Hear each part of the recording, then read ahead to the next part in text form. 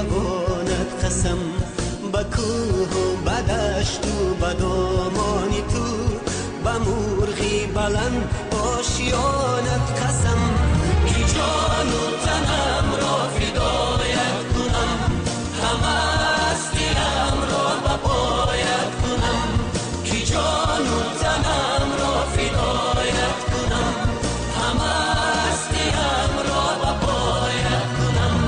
قسم قسم به نامت قسم ای وطن، وطن وطن به نامت قسم ای وطن.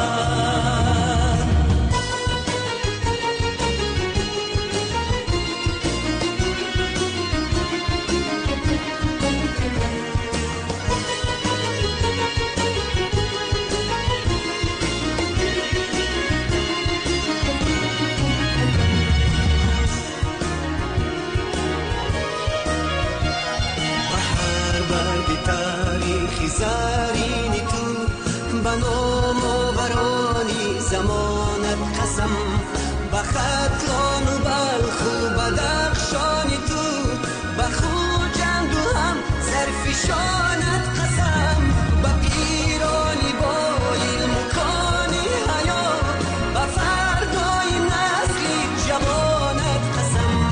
قسم قسم به نامت قسم ای وطن، وطن وطن به نامت قسم ای وطن.